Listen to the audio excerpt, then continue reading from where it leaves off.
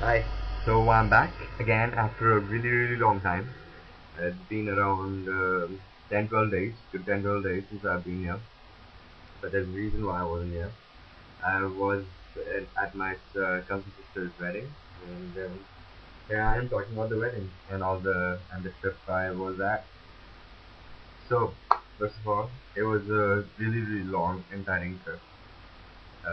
First I took how did I go?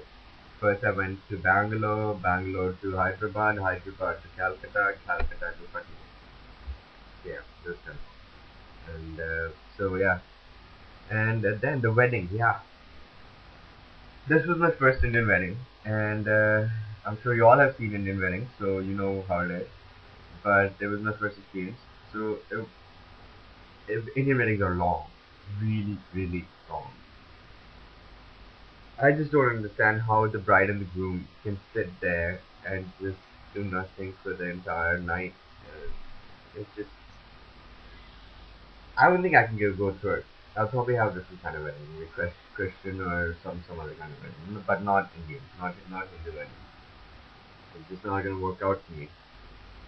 I just feel sorry for the groom actually, because if you've seen I don't know if it's, you might have seen Indian videos in like Indian weddings.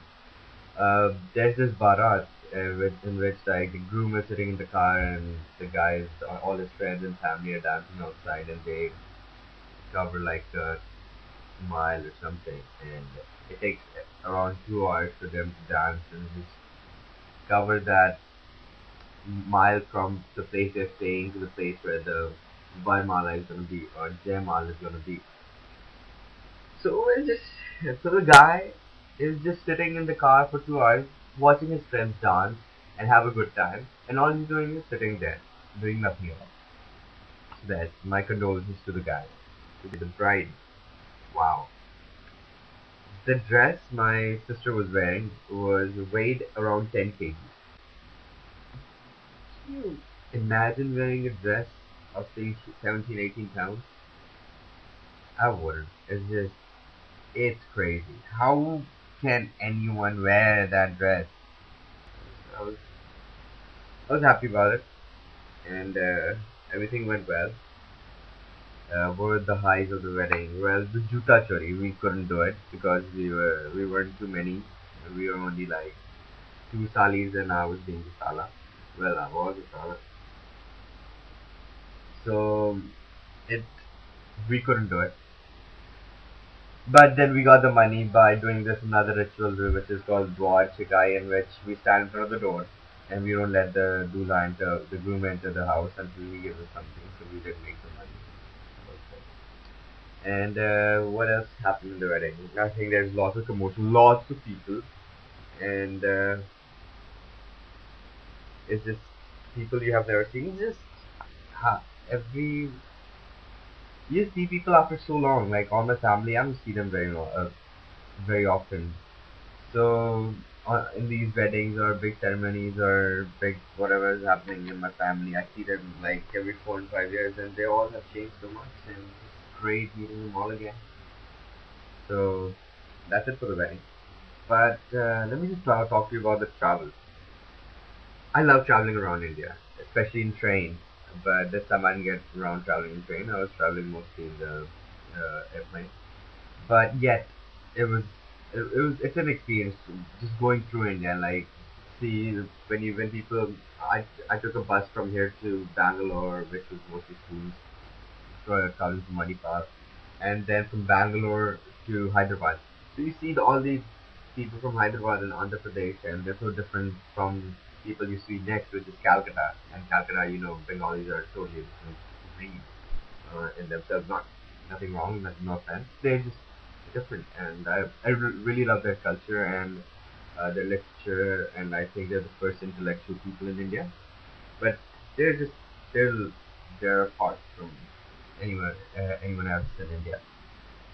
Anyhow, I was sitting. I think it was Calcutta airport, and I was sitting, just waiting for my transit, and this guy just sits next to me, and he starts chatting up, and most of the Indian people are like that. They want to chat, which is okay, which I'm fine with it because I like it.